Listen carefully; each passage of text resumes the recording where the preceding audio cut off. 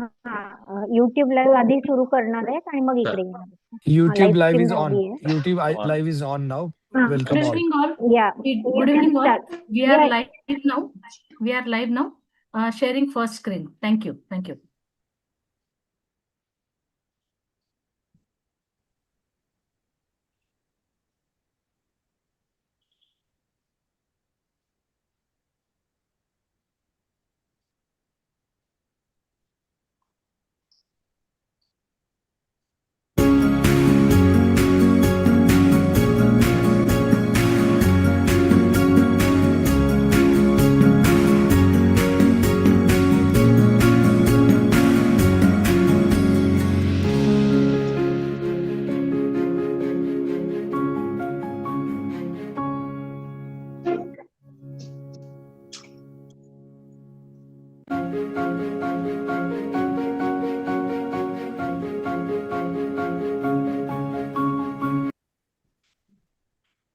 Good evening, respected dignitaries, senior faculty, and dear colleagues and friends. Myself, Dr. Sachin Patil, Scientific Co-Chairperson MahaIP 2026, along with my co-moderator, Dr. Sagar Bhalerao sir, Joint Secretary Admin.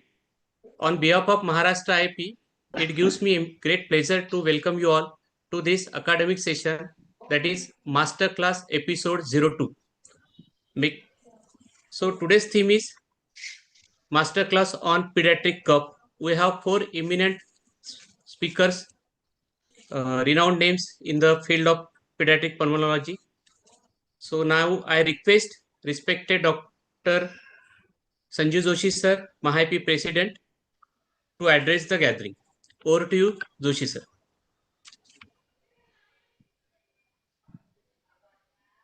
Hello. Yes. एक minute. So, Namaskar, good evening all. I hope I am audible. Yes, sir. Yeah. So, welcome you all my teammates of Maharashtra IIP 2026, all OBs and EBs, Central IIP, OBs, EBs, distinguished guests, all our virtual attendees. And at the outset, I must congratulate the team of Masterclass MIP for getting the masters in the subject today on this forum. And of course, we all know that Dr. Jayan Joshi, Indu Madam, and Ramakan, they are all the uh, distinguished speakers in the field of respiratory medicine.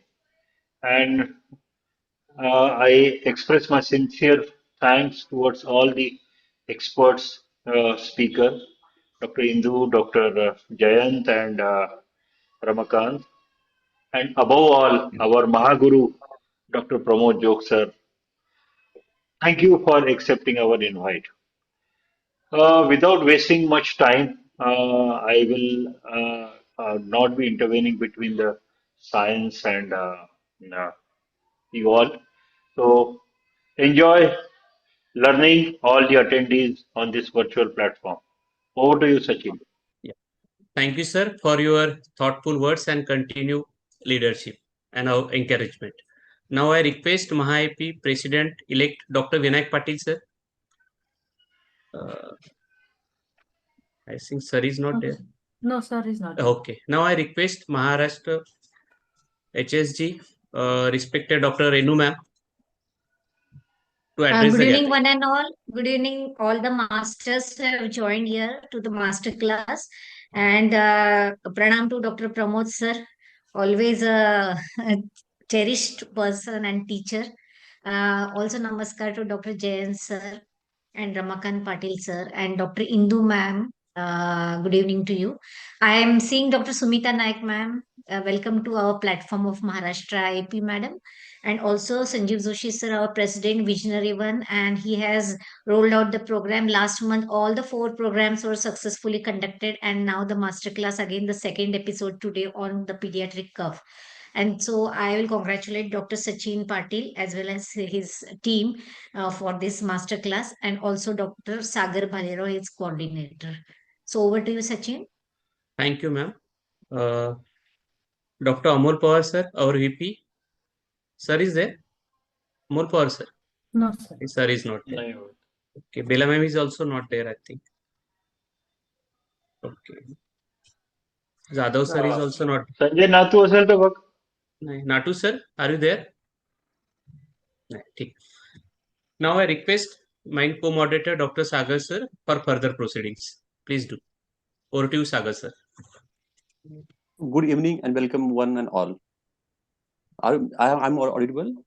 Yes, yes. I, Dr. Sagar, a pediatric and neonatal intensivist from Nasik, will be today's moderator with Dr. Sachin Patil. Today, I have present a master class in pediatric episode 2nd of 2026 on pediatric cough. Cough is so much common symptom in children, but still sometimes became tricky to handle and challenging to manage. For this, we have an eminent senior expert, Dr. Pramod Jog sir. I think there is no need to introduce sir, as probably you wouldn't find anyone here who does not know sir.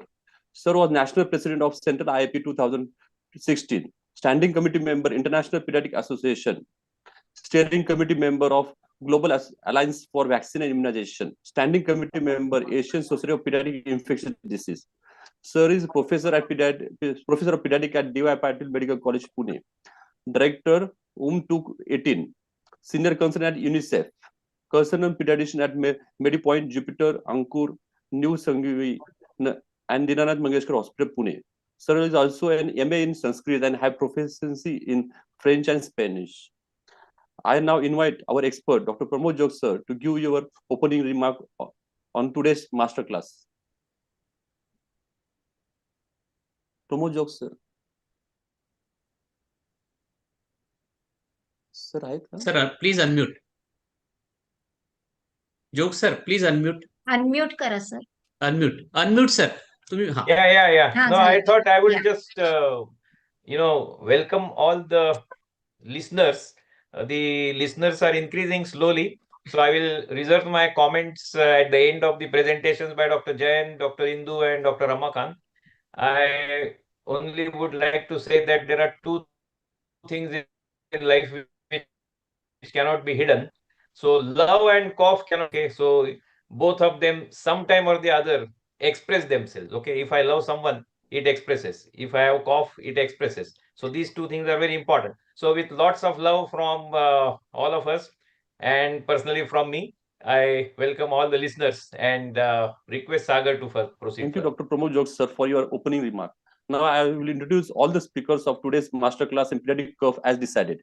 Today's first renowned speaker is Dr. Jayant Joshi sir. Sir is the chairperson of Indian Academy of Pediatric National Respiratory Chapter 2026, National Convener Asthma Training Module 2025, Vice Chairperson IIP Infectious Disease Chapter 2025, Central IIP EB Member 2016, 18 and 2022. Executive Editor, Textbook of Pediatric Pulmonology 2022. Member Writing Committee, Central IIP Guideline of Pediatric Cough Therapy of 2018. Certified trainer for various Central IIP modules since last 15 years. Regular faculty participation at Pedicon, Respicon, in Pediatric Infectious Disease, Mahapedicon, and major state and zonal conference. Present affiliation at Dinanath Mangeshkar Hospital and Chiranjeev Children's Care Center, Pune. Today, sir is going to guide us on topic pediatric puzzles, decoding cough causes. I'll introduce our speaker first, and then we'll start the session. Today, our next acclaimed speaker is Dr. Indu Khosla, Madam. Madam is a core faculty for IIP Asthma Training Module, IIP Respiratory Tract Infection Group Education Module, IIP Under 5 V's Module, National Coordinator for IIP National Accreditation Pediatric Series Module on Sleep, established Level 1 Sleep Lab for Sleep Disorder, multiple lectures at national and international conference, 20 publications in index journals and 5 chapters in textbook. Madam is attached at Nanavati Max Super Specialty Hospital and Narayana SRCC Hospital for Children. Director, Dr. Indu's Newborn and Child Care Center, Mumbai. Madam is a European diplomat in Pediatric Respiratory Medicine, International Sleep Expert, World Sleep Society, winner of gold medal in pediatric, special interest in flexible bronchoscopy, sleep medicine, and mucociliary disorder. Madam is going to speak on topic cough dilemma, solving the puzzle, diagnosis and evaluation. And our next esteemed speaker is Dr. Ramakant Patil sir. Sir was the president of Maha IIP 2023, Central IIP Executive Board member 2022, 23, and 26, Grievance Redressal Committee West Zone member 2025, Finance Committee member of Central IIP 2022-23 for 2 years, Vigilance Officer of Central IIP for Family Benefit Scheme 2022 and 23 for 2 years. Sir had been awarded a fellowship of IIP in year 2023, President of Hospital Owner of Nasik 2022-2025 for 5 years, Secretary of Maha IIP for 2009 and 2010. Sir is a consultant and director at Nelson Hospital and Antra Hospital, Nasik. Sir's today's tricky topic is cough syrup, help or hype in the kids, an evidence-based approach to antitussive therapy in children. Now we will start our first lecture by our renewed speaker, Dr. Jayant Joshi, sir. Topic is pediatric puzzle, decoding cough causes. Over to you, sir. Joshi, sir. Jayant Joshi. Yeah. Good evening. Am I audible? Yes, sir. Yeah. So at the outset, my sincere thanks to the team of Maha IIP, led by Dr. Sanjeev Joshi, Dr. Renu, and my co-EB colleague in the respiratory chapter, Dr. Sachin Patil, and of course, none other than Dr. Pramod Jog, my senior colleague from Pune. And it's been really a pleasure to be here discussing on a very common topic. And as a sir said, cough and love cannot be hidden, it has to be expressed. So we will just briefly discuss about the cough and its genesis. Can I share the screen? Yes, sir.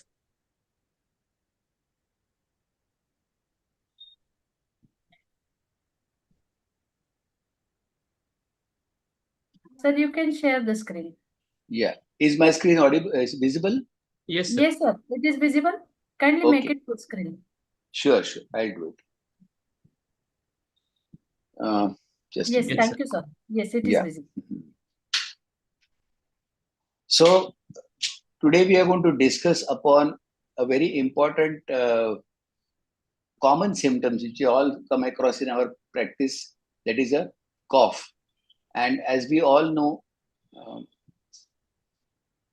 just a minute.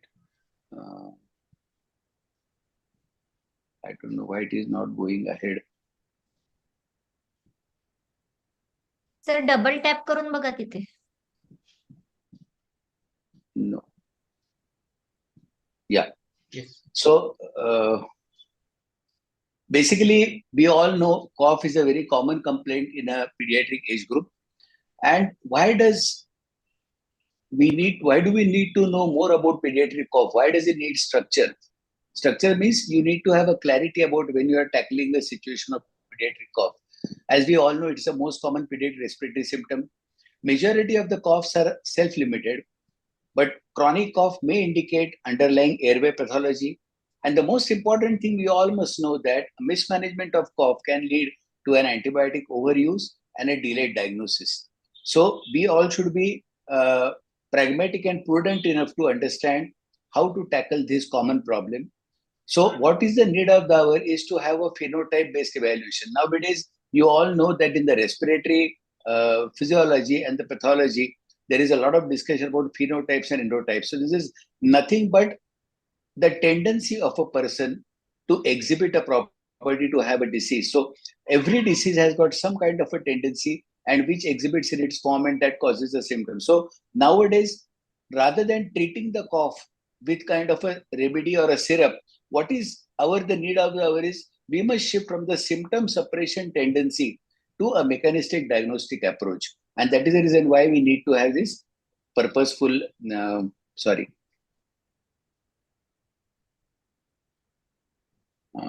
something is wrong. Can you see my screen? No, sir, you No, stop sir. sharing झालंय. Yeah, Pallavi okay. Madam बघा. Yeah. No, I got it now. Now, this is we all know, just to touch a little basics about physiology, cough is a reflex and it is related to the afferent and efferent which is coming. The cough center is controlled in the medulla and there are sensory receptors located in the respiratory tract which are rapidly adapting receptors which are called as RARs. There are C fibers in the respiratory tract which are sensitive The afferent limb carrying the sensation of cough is a vagus nerve. There is a central integration. Excuse me, sir. Sir, Sorry? If possible, we can share the screen. We are not able to see the screen. yes, sir. Oh, PPT, we are not able to see the PPT. oh, so sorry. Just a minute. Sir, can you reshare it? Just Exit a and minute. I'll reshare just it. see. Mm.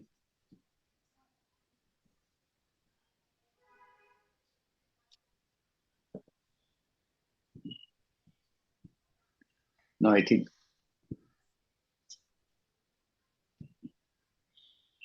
Stop sharing करून reshare करा. हाँ sir. I'm not able to go to the basic window. Okay, I'll just see that. Okay, fine.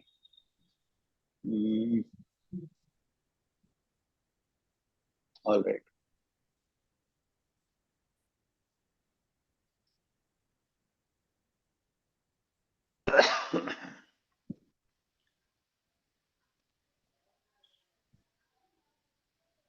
Is it now seen? Yes, sir. Yes. Yes. Sir, make it full screen, sir. PPT. Yeah. One sec.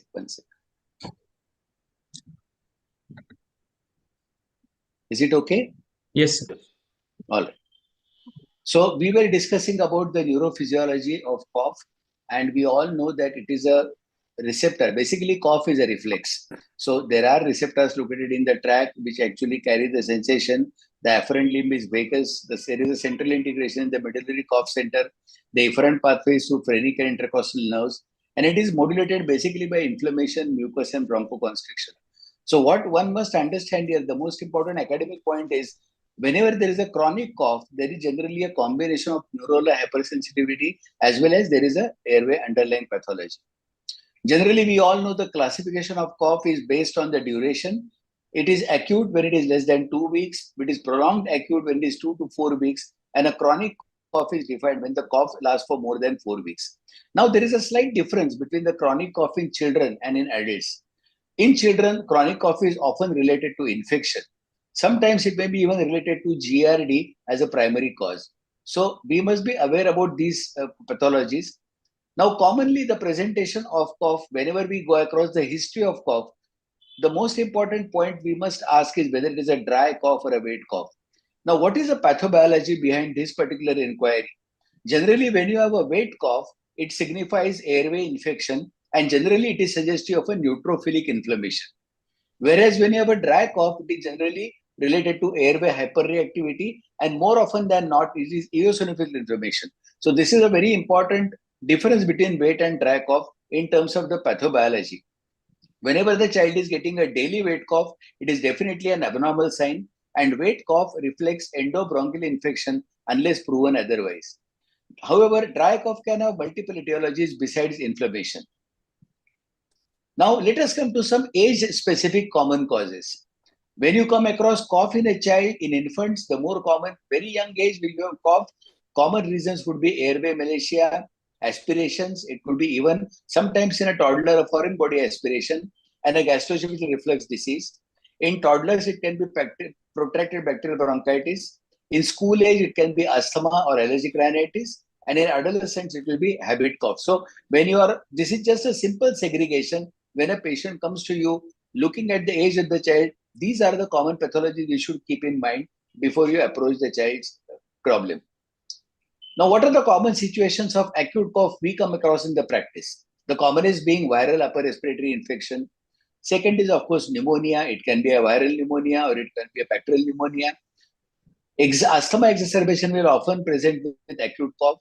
And of course, a child who is otherwise normal comes with an acute cough or a change in voice or a stridor, probably one should think of a foreign body aspiration. Now, what are the mechanisms? In a viral upper respiratory infection, the mechanism of cough is epithelial injury plus excessive mucus secretion. In pneumonia, it is mostly the alveolar inflammation, which is the reason of cough. In asthma, it is bronchial hyperreactivity. And in foreign body, of course, it is a mechanical obstruction. So in all these four common scenarios which you come across in the practice for acute cough, the mechanism of cough is entirely different. One must remember the red flags while tackling cough. If a cough is coming, may I request to kindly mute Done, Thank sir. you. Done. Yeah.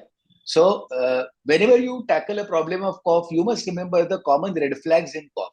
So cough which is coming in the neonatal onset, a cough which is accompanying a child who has got failure to thrive, when you have signs of flubbing, hypoxia or cyanosis, a cough coming with hemoptysis, and a cough which is coming with recurrent focal pneumonia. So when you have presentation coming with these clinical features, this cough needs definitely further investigations.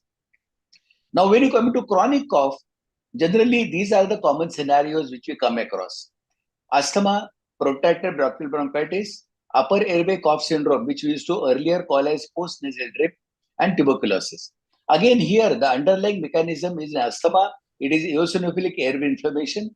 In protracted bacterial bronchitis, it is neutrophilic endobronchial infection. In upper airway cough syndrome, it is a post-nasal inflammation. So the child has a post-nasal drip. As a result of that, there is an incessant coughing. And in tuberculosis, of course, it's a granulomatous infection caused by Mycobacterium tuberculosis. Now, when you look at the chronic cough, probably these are the common endotypes which you should come across. One is asthma, second is protracted bacterial bronchitis, third is upper airway cough syndrome. Gastroesophageal reflux disease is a very common entity. And last but not the least, in our country, we must not forget tuberculosis as a very important cause. Coming to protracted bacterial bronchitis, PBB, it is a commonest cause of chronic wet cough in less than 6 years of age. The common bacteria involved are H. influenzae, Salmonella pneumoniae, and Mycoplasma catarrhalis. Streptococcus pneumoniae and M. catarrhalis. Generally, if you look at the bronchoalveolar lavage, you will find neutrophilia. If you investigate the children, the spirometry is often normal. The best option here is to give a prolonged antibiotic course, the common choice being co-amoxicillin for 2 weeks. And why you should report in this condition is because an untreated protracted bacterial bronchitis can lead to bronchiectasis in the future. When you come to asthma-related cough, generally the presentation is it is a nocturnal cough. There is generally limitation of activities. There is a variable airflow obstruction. More often than not, there is a reversibility to short-acting beta-2 agonist therapy by the inhaler route. And commonly, there would be an atopic background. Now, when to investigate in a case of chronic cough? So, if you have a chronic wet cough, if there are associated red flags in the form of early age onset or failure to thrive, etc., when there is no response to treatment, and when you are suspecting tuberculosis, these are the common indications where you should be investigating. There are various therapeutic trials one can think of trying when you treat a problem of cough. Of course, I am not dwell into details because the further speakers will be elaborating more on this particular thing. But one can give a therapeutic trial of inhalational corticosteroids for dry episodic cough, antibiotics for wet cough, intranasal steroids for upper airway cough syndrome, and of course for microbiological tests for tuberculosis. Now, when you approach cough, a stepwise algorithm is always very useful to come to a proper diagnosis. So always ask for a duration of cough, ask for see for associated red flags. First, make out whether it is a wet cough or a dry cough. Go according to the age clues. Think about trial therapy if possible. And after doing all this, reassess. And more often than not, you will probably come to the correct diagnosis. Just brief case scenarios. Case 1, 3-year-old, wet cough for 6 weeks, normal chest X-ray, probable diagnosis, protracted bacterial bronchitis. Case 2, 8-year-old, nighttime cough, exercise-induced, better after salbutamol inhaler, common diagnosis would be asthma. Case 3, 5-year-old, non-remitting cough for 3 weeks, low-grade fever, loss of appetite, weight loss exhibited over last 6 months. Grandfather is a chronic smoker and having COPD, ailing at home since last 1 year untreated. One should keep a possibility of tuberculosis here as a suspect and investigate further. Case 4, a 1-year-old infant born preterm 2 kg multipara mother, partially immunized for age, top fed with diluted cow's milk with bottle. Elder 2 siblings have recurrent URTI, paroxysmal bouts of severe coughing for 2 weeks, post-tussive vomiting with occasional apnea. So the likely possibility in our scenario, considering the immunization status, one must keep the possibility of pertussis in mind, and of course the possibility of gastroesophageal reflux disease. So just to sum up, the key takeaways: cough is not a clue. It's just a clue for a symptom It is not a diagnosis. Generally, a wet cough would probably suggest an infection. A dry recurrent cough would be equivalent of an asthma or of an allergic origin.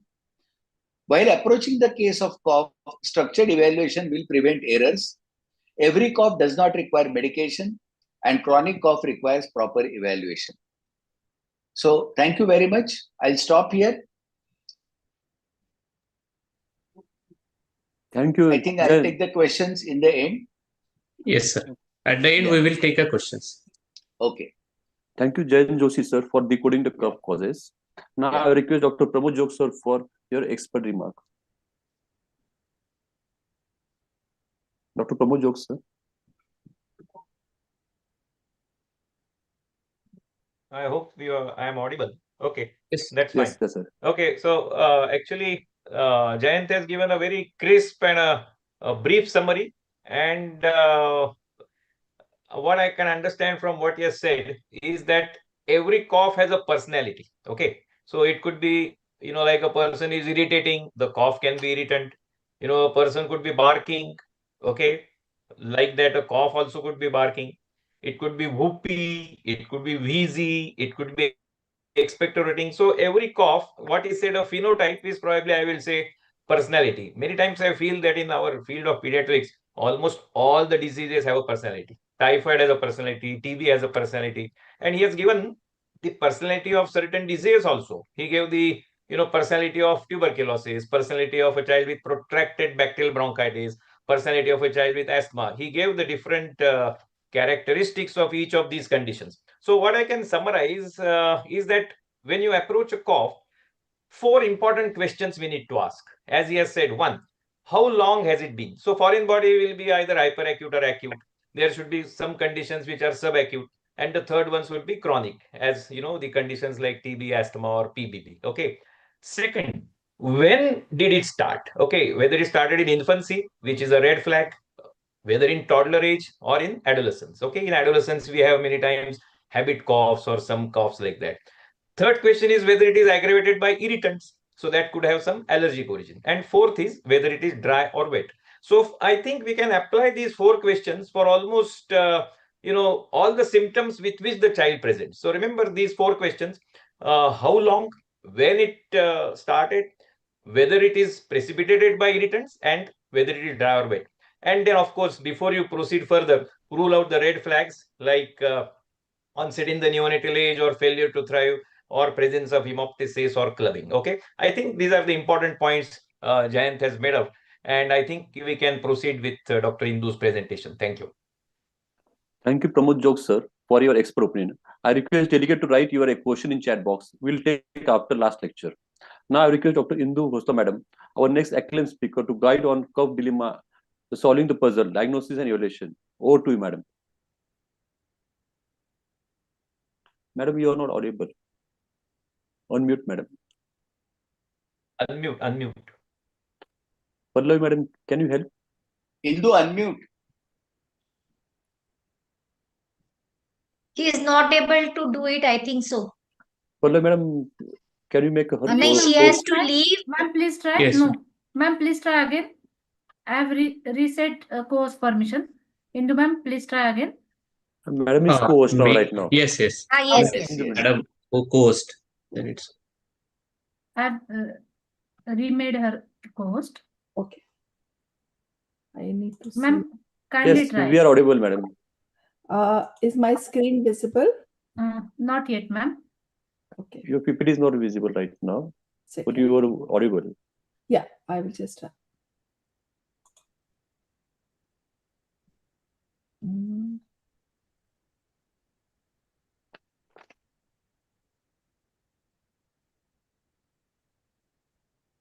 Is my screen seen now?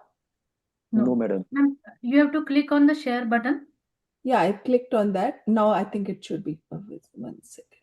And select the window of your PPT. Yeah, that is fine, but just a second. We have to go through this other way.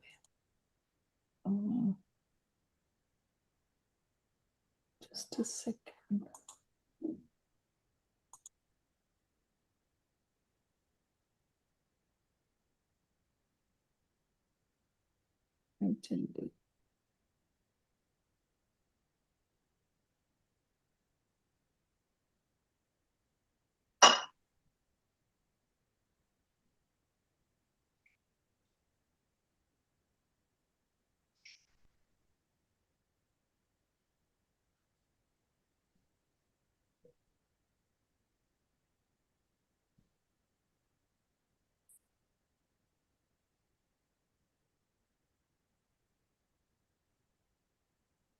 I don't know why I can't share. ma'am. Indu ma'am, can you share your PPT with me? We will share from our side. Will it okay? Yeah, I can do that. One second. Oh. But I don't know why I can't share it with here. No Ma'am? issue, ma'am.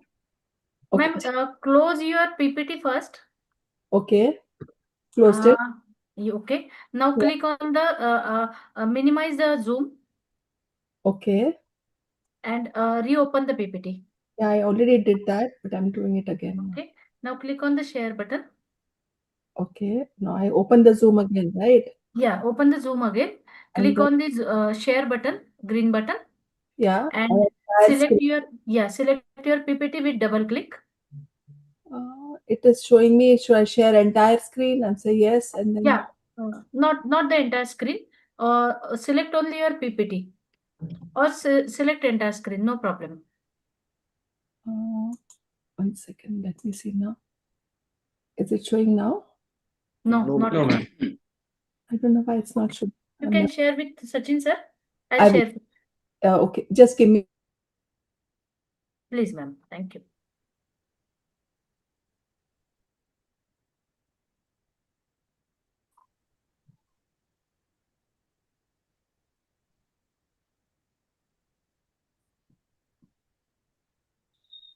I think Indu ma'amचं hey connection गेलंय sir. हा. Mobile. That's why she was not able to like connect. मला असं वाटतं रमाकांतचं घेऊन घ्या पहिले. नाही sir, ते ट्रीटमेंट आहे सर. 1 2 3 झालं पाहिजे. ऑल्गोरिदम चेंज होऊन जाईल. कॉज हे झालेत, आता इन्व्हेस्टिगेशन राहील आणि मग ट्रीटमेंट राहील. होईल सर. क्वेश्चन घेऊन घ्या. क्वेश्चन्स सागर सर, काही क्वेश्चन्स आहेत का? क्वेश्चन घेऊन घ्या. नाही. Something should go on. Yes yes मी आता फक्त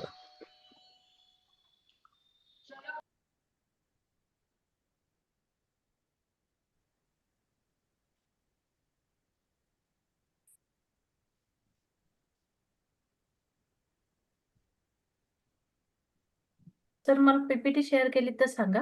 हो, मी लगेच तुम्हाला पाठवतो. तेच बघत आहे अजून. Meanwhile, Pramod Jog sir, can you please highlight what type of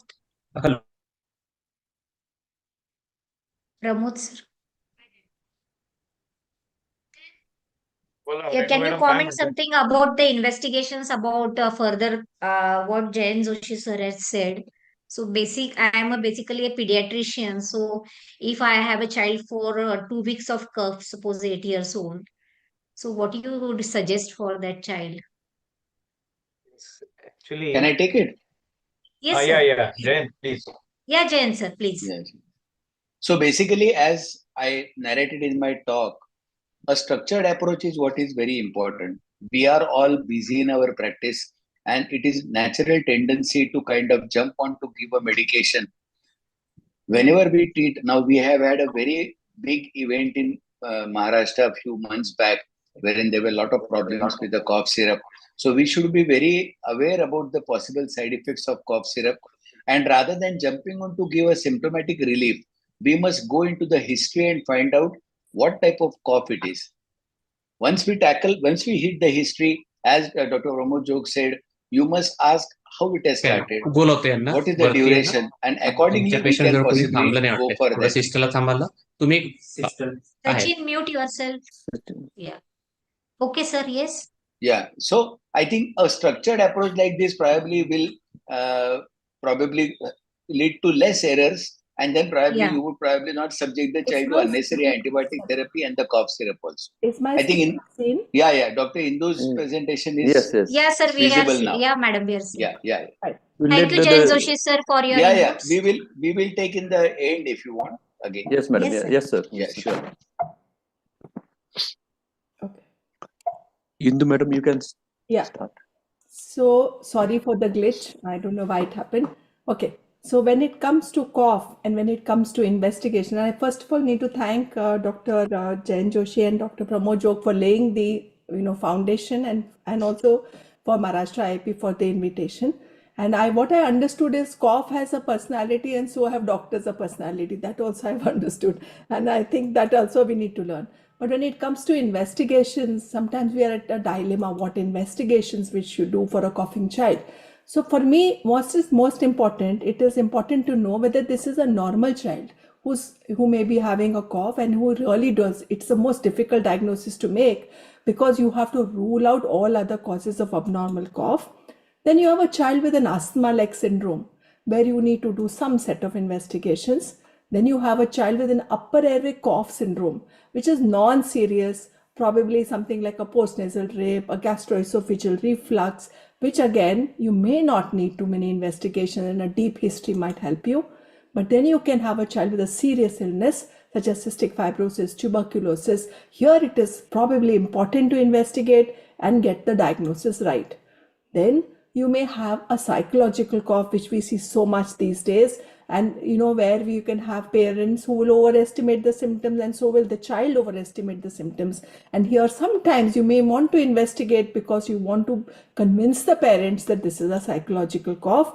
And today we need to look at many other things why the child is having coughing. It could be even a cough receptor sitting in the ear, or it could be an environmental irritant. So a detailed history is extremely important. So does every cough merit an investigation? Normal children can cough 11 to 30 times in a day. And I think Dr. Jayant has already highlighted a mild acute cough, which are less than 3 weeks, are generally viral, which is the most common cause. They're self-limiting and they need no investigations. But if you have a cough which is going beyond 3 weeks, if you have a cough with associated red flags, if you have environmental factors, sometimes you may definitely need to investigate. So what are the red flags? So judge, when you don't know the character of a person, you need to look at his friends. This is an old Japanese proverb. So you look at the company the cough is keeping. If it's a neonatal onset, if there is weight loss and failure to thrive, if there's upper airway symptoms like enlarged tonsil adenoids, you may want to look at that and investigate it further. If you look at features of allergic rhinitis, hypoxia, clubbing, chest deformities, fixed monophonic wheeze, which could suggest a foreign body, a stridor, which may suggest an upper airway pathology, you may accordingly want to investigate. You might want to do an MRI angio if it's a vascular ring, or you may have asymmetric wheeze, again, which could be a foreign body or lymph node. You might want to investigate. You may have a murmur. You may want to do a 2D echo, or if you have hemoptysis, you have a battery of tests that you need to do. So you look at what is the associated feature with the cough and then decide the investigations. I'm going to skip this because Dr. Jayant has already spoken about the efferent and the efferent pathways of the cough. What is important to know that there are many cough receptors, and cough receptors are there throughout the respiratory tract. Also in the ear, we have cough receptors. So ear infection can also give rise to cough. Medicines can give rise to cough. So all this needs to be taken out in the history. So if you look at the causes, infections and congenital anomalies can be there in the upper and the lower respiratory tract. When you look at only the upper respiratory tract, look at aerodigestive disorders, allergic rhinitis, sinusitis, postnatal drips. But you look at the lower respiratory tract, I think already Dr. Jayant has highlighted a PBB, asthma, CF, PCD, causes of bronchiectasis, which are more causes in the lower respiratory tract. Now today, investigations have gone across the roof. You have so many tests, which to do when. So I remember Dr. Amdekar speaking, when you ask for a test, you should know what you're looking for. If you ask for a test and you don't know what you're looking for, you will be in a deeper soup. So if you look at the kind of investigations we have today for the respiratory tract, there are so many. So which should be done when? I will try to bring some method out of this madness. Now 2-year-old with fever and cough for 2 days, no history of recurrent cough, no atopy, no nothing, mildly congested throat, chest clear, and already has received cough syrups and antibiotics. And then the grandmother took the child to another doctor who said, let's do a CBC and an X-ray and a Mantoux test. Mantoux 8 millimeters, counts almost normal, and this was an X-ray. And then it was said that this child has got a pneumonia. And the grandmother came back to you and said, kahes farak nahi, X-ray kela त्याच्यामध्ये pneumonia दिसतोय. Do you think this is a pneumonia? It's a 2-year-old child. So what you see here is a typical wave sign of a thymus. And you look at the counts, it's normal. Mantoux, today we don't ask for Mantouxs. So should we have investigated the cough? Investigations have led you to more problems. 8 millimeters Mantoux, you're wondering what it is. X-ray, which is wrongly being diagnosed as a pneumonia. Okay, so what you need to understand, this is a simple viral cough and it really doesn't need investigations. And symptoms of cold and cough may take up to 10 to 14 days to get better. And this is a very classical graph of how colds get better, how coughs get better, how sneezing gets better. And this may take up to 10 to 14 days. As long as the severity is decreasing, as long as the child is well, we should only counsel the parents and not run for investigations. Now, which cough I will investigate? Now, you see 3 coughs here. One is a cough which started and is gradually increasing in severity. This is an acute cough with a delayed recovery, which is seen nowadays in our environmental reasons for environmental triggers and typical viral coughs. May not want to investigate. The other one, the blue one, is which is intermittent. This could be asthma. Maybe you need to do investigations, especially if you have an older child, you may want to do a spirometry. And the red one is the one which will always need investigation. So this is a cough which is persistent and it is worsening. So this will help you decide which cough you need to investigate. Now, this was a 12-year-old female child who was admitted with me about 3 months back. She had fever and cough since 15 days, no cox contact. She was tachypnic, but her saturation was maintained on room air. She had mild wheeze, which was restricted to the right side. Her CBC was normal. Her ESR was 30. So 15 days, yes, the cough is still there. She's tachypnic. This is the child you will investigate. We did an X-ray. We showed some kind of a right middle lobe, kind of a patch here, some minimal streaking on the left side. And so we thought maybe it's some kind of a pneumonia, and she was treated with antibiotics for 7 days, but her fever persisted. So at this point of time, we did her sputum. We tried to get sputum. She did not produce sputum. We did a gastric lavage and gene expert was negative. So this is a child who's still running fever. This is the kid you need to investigate. We did a CT, and CT here you have to do CT with contrast because you're looking at lymph nodes. So if you look here, there are these lymph nodes here with some amount of central necrosis. Okay, and here also you can see some kind of lymph node sitting here in the mediastinal window. Okay, and again this is another view of it, and you can actually, but you can see better mediastinal lymph nodes in the previous view. Yes, so this was a kid with a persistent patch and some lymph nodes in the mediastinum. Yes, so you were thinking of TB, but we still didn't have a microbiological diagnosis. Today, TB needs a microbiological diagnosis. So we did a flexible bronchoscopy, BAL gene expert, MTB was positive, RIF resistance not detected, and she was started on AKT. So this is the standard algorithm, the NTEP algorithm, which I'm sure all of you know. For the want of time, I will not go into the details, but when you have a child like this, you definitely need to investigate. You definitely need to come to a microbiological diagnosis.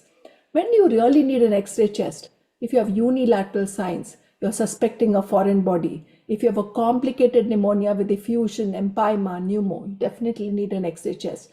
A regular pneumonia may not need needs a good doctor with a good stethoscope and hearing the chest. You don't need an X-ray to diagnose a pneumonia. When you're suspecting TB, when you have recurrent pneumonia, when you have recurrent or persistent bed cough, you definitely need an X-ray. When you have associated mediastinal or bone pathologies, and when the diagnosis is uncertain, you should definitely do an X-ray. 15-year-old again came with similar symptoms like the previous child, cough and weight loss for 15 days. History of fever, which was there since 4 days, no cox contact.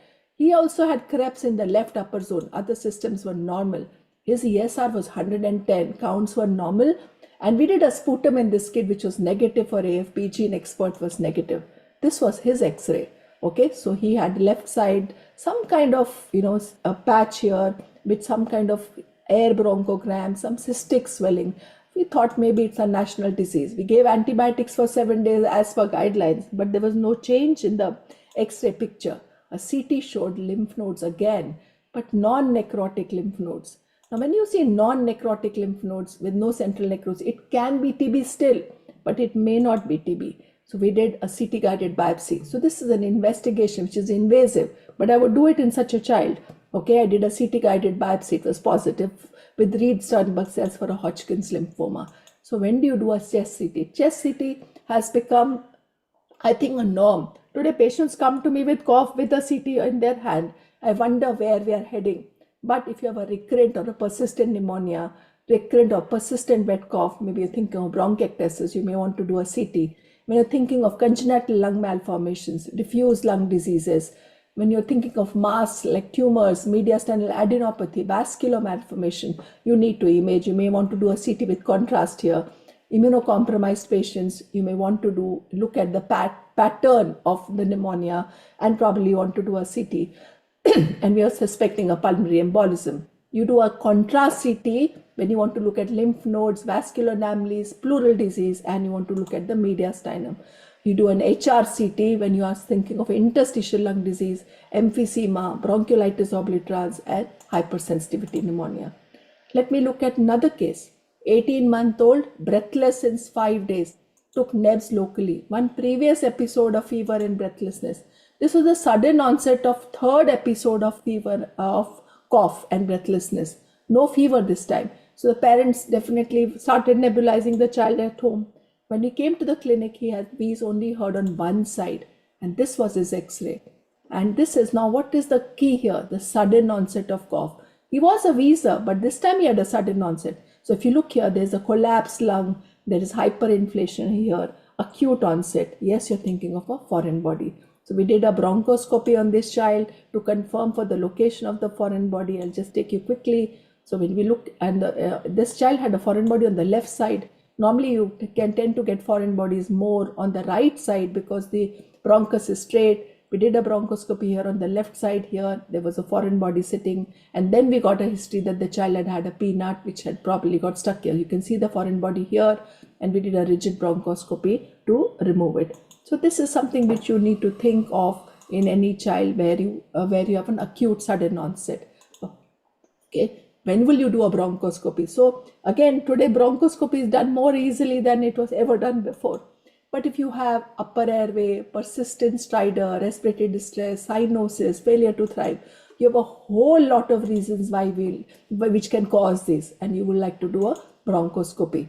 You would want to do a bronchoscopy when you want a microbiological diagnosis or you want a cytology specimen. You would also like to do an EBUS when you want to do a transbronchial lymph node biopsy.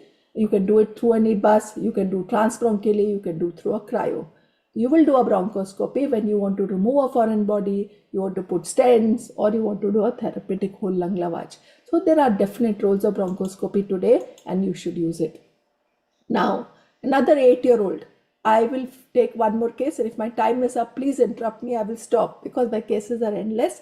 I don't want to overshoot my time. Whenever my time is over, please tell me, I will stop. 8-year-old, recurrent rhinorrhea from early childhood.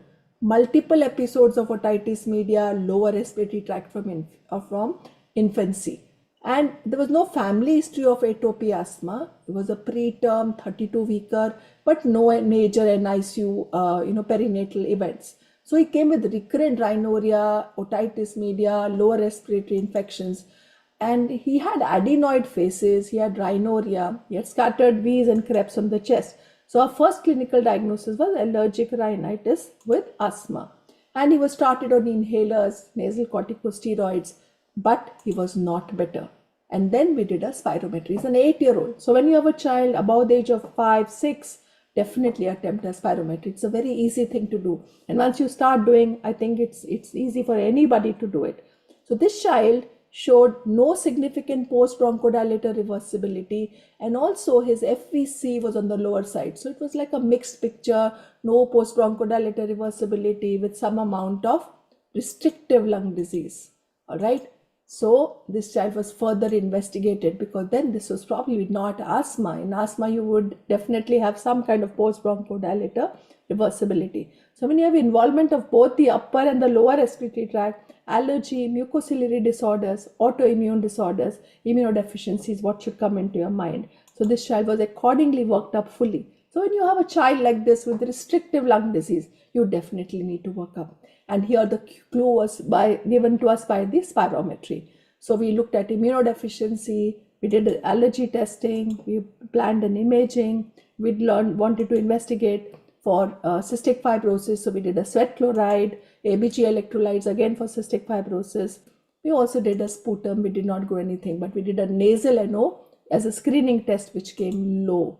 Okay, and we sent his genetics. And so this was a kid where we did a high-speed video microscopy. I'm going to skip this. And this is what we do with children with SRCC. We have at SRCC where we have set up. So this is the normal ciliary beat, okay? And if you see here, this was this child. So you can see that the cilia are just vibrating up and down and not having the typical flip back movement to clear the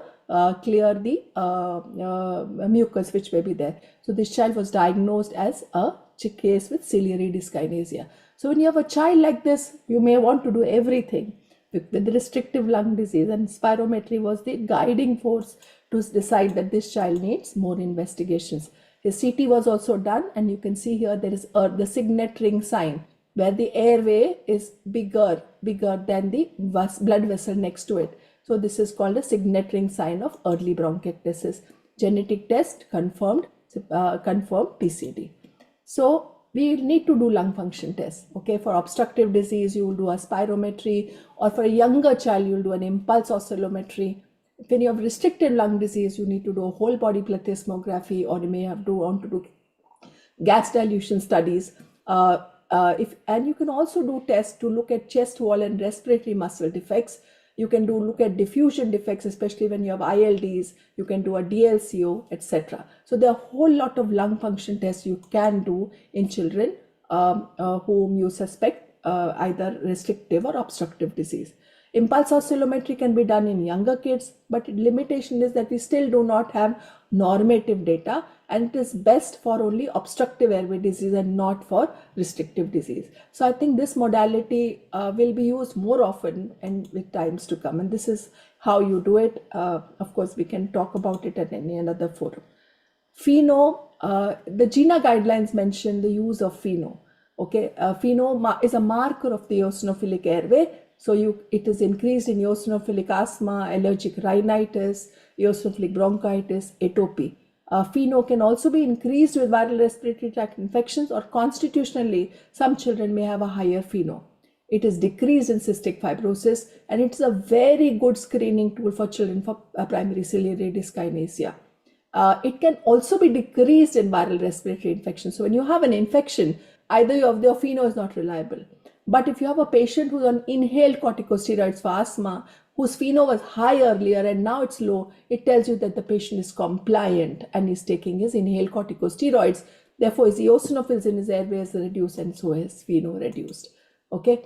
Genetics, of course, today, genetics helps us a lot. So there are a whole lot of disorders where genetics can definitely aid in diagnosis. Primary immunodeficiencies, mucociliary disorders, surfactant protein defects. It can also help you guide treatment. Say if you have a child with suspected, like say a bone marrow, post-bone marrow transplant, etc. It can definitely, genetics can also help you. Like say if you have a surfactant C defect, we know it will help you. Hydroxychloroquine is the treatment of choice. So it can definitely help you decide management. It can help you prognosticate and genetic counseling. So skin prick test, I'm going to skip it for the want of time, okay, because I will finish with this last case. Sorry. This was a 1-month-old, normal delivery, breastfed, well-grown, mild cough since 3 to 4 days. No fever, no vomiting, no choking on feeding. History of cough in a 5-year-old elder sibling. Okay, and vitals were stable, chest was clear, SATs were maintained. Right, he was treated as a viral RTI, 1-month-old, was just hardly given any medication, and we'll hear from our next speaker on what can be given to these small babies. But after a week, the child was still coughing. Mom said there's a funny noise while coughing. Parents were worried because he almost stopped breathing. I don't know if my audio will be heard here, but this was how it was heard. So this child had an obvious whooping. Yeah, this is the obvious whoop. See, you can hear the whoop. Okay, so this was a child who had a whooping cough. So in a smaller child who's coughing, think of whooping cough. And here the gold standard test is doing a PCR. If you do a PCR from the nasopharyngeal airway and if your pertussis is positive, you'll clinch the diagnosis. Because in smaller children, you may not have leukocytosis, you may have normal count without lymphocytosis, right? So there are a whole lot of microbiological tests which are available. The standard were gram stain, culture, AFP, and today we have molecular tests. Where it has changed the life, it has changed the life in TB. It has helped us to also identify resistance. It can, sometimes you get multiple pathogens and you are confused what is the most important pathogen. So that becomes a problem. But if you identify influenza, it is always pathological. If you identify, say, metapneumovirus, it is generally always pathological. So if you identify pertussis, it is always pathological. So there are certain bugs, if you identify, it was always pathological. But sometimes you get rhinoviruses and you get multiple other viruses, you don't know. Adeno can be pathological, may not be pathological, so you may have to correlate clinically. So these tests have identified many bugs, but you still sometimes need to correlate clinically before you say, okay, this is the bug which is causing the problem. The limitations are, they may also, it's a PCR based test, so when dead organisms will be picked up. And you cannot differentiate between infection and colonization. You cannot do antibiotic sensitivity. So it has limitations. And there are a whole lot of specialized tests which will be done for specific conditions, which I will not go to. And in today's time, we see a lot of such children, and they're living. And sometimes here you may need to do a test to tell the parents that this is a psychological cough and not hysterical. Yes, and you may have to, sometimes some parents don't understand, and you may have to tell them that this is a psychological cough. So I've taken you through a gamut of investigations and when you need to do and when you should not do investigations. Thank you so much. Thank you, madam, for your enlightening topic and showing the buzzer and very interesting cases. I request delegate to write your question in chat box. We'll take after last lecture. Now I request Dr. Ramakant Patil sir, our next prominent speaker, to guide us on a tricky topic, cough syrup, help or hype in the kids. Over to you, Ramakant Patil sir.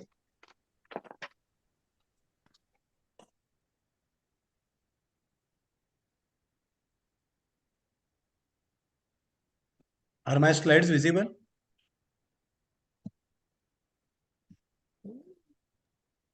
Am I audible? Yes, sir. Yes, sir. Yes, sir. And are the slides full screen? Full screen.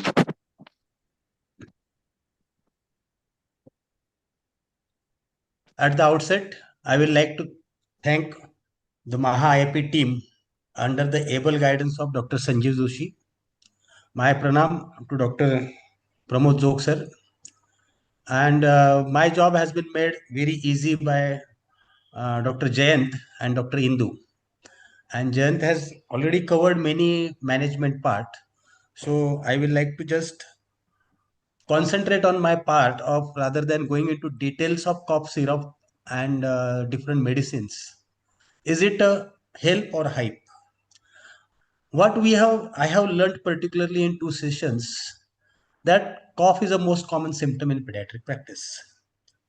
And most coughs, particularly acute cough, are self-limiting. So if at all any medicine syrups we are going to give, it will be an acute cough. In chronic cough, it will be an adjunctive. If at all, we are after treating the primary cause of chronic cough, and which has to be elevated. And chronic cough always need treatment on baseline causes and evaluation.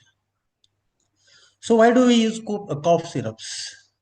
Because we always hear it is always a hype rather than a help.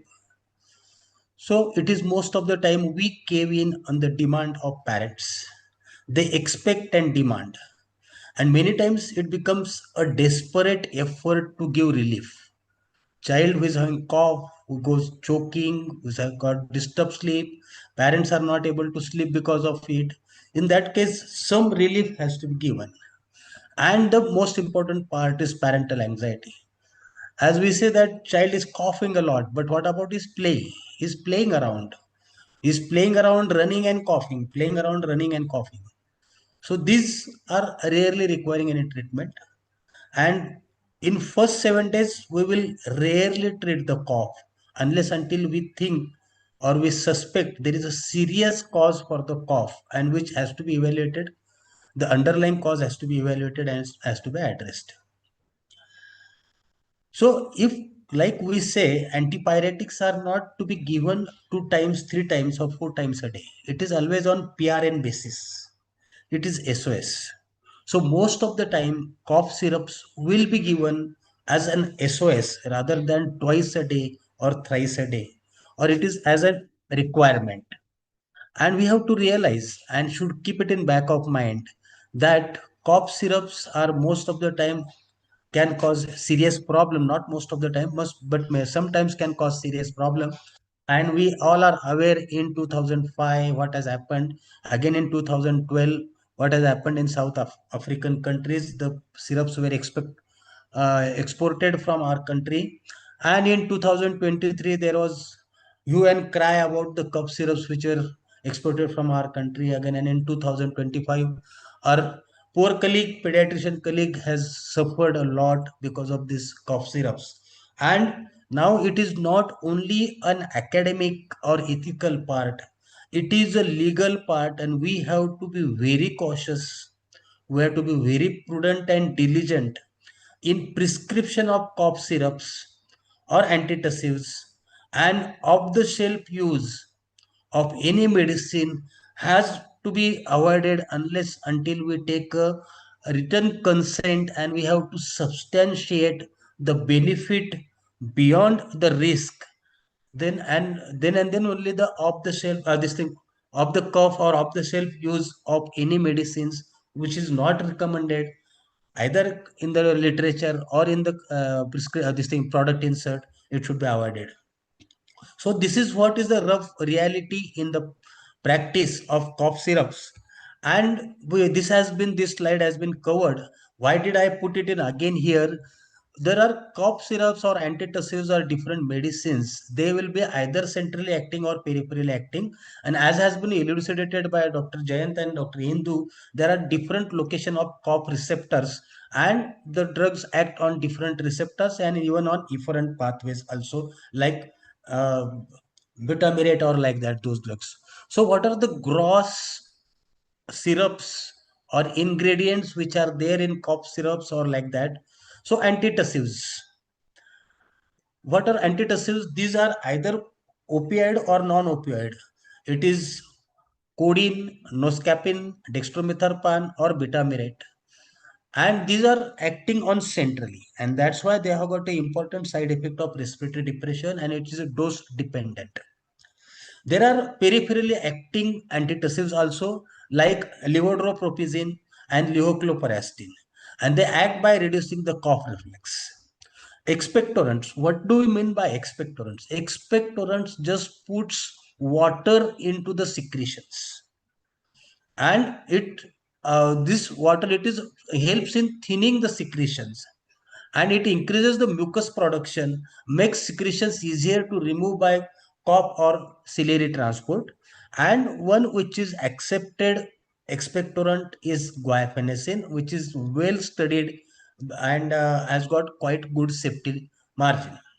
Mucolytics, we have been using from long the bromhexin, and there are derivatives of these bromhexins are like ambroxol.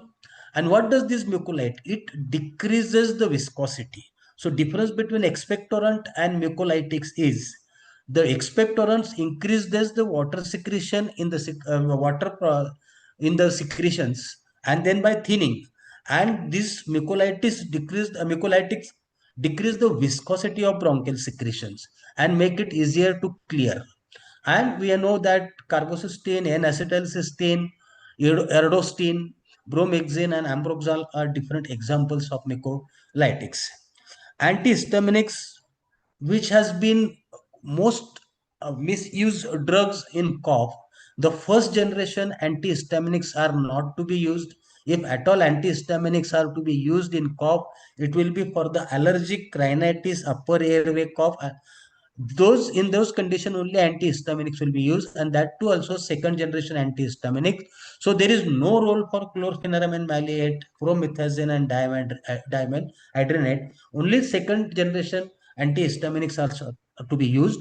And even in second generation, only antihistaminic which is allowed beyond 6 months of age is cetirizine.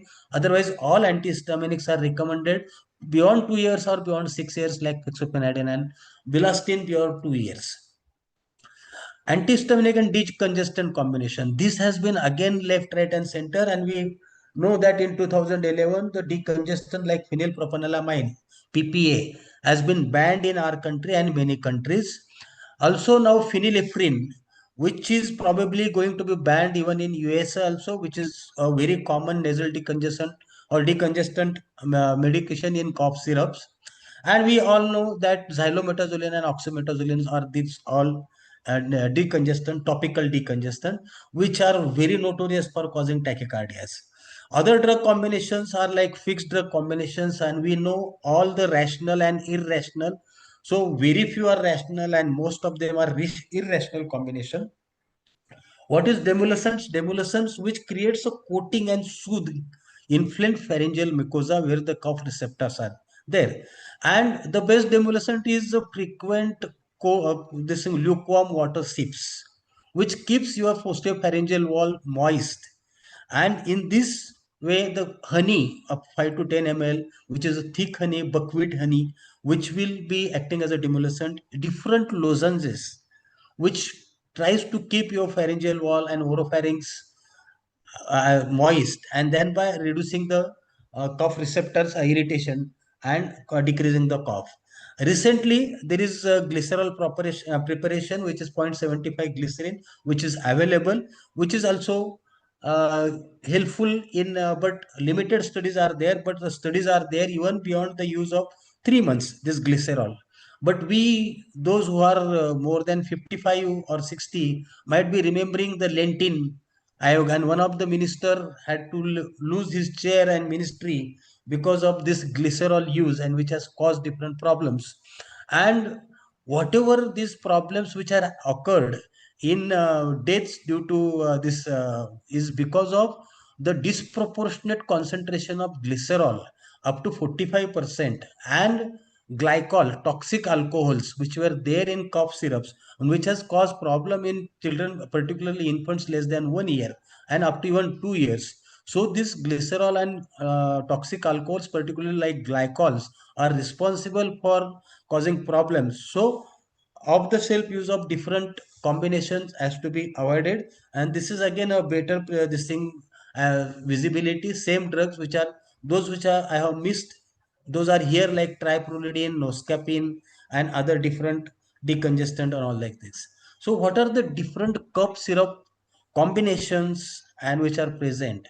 Like antihistamine and antitussive, we said that antihistamines are to be used in very limited role whenever there is allergic rhinitis or upper airway.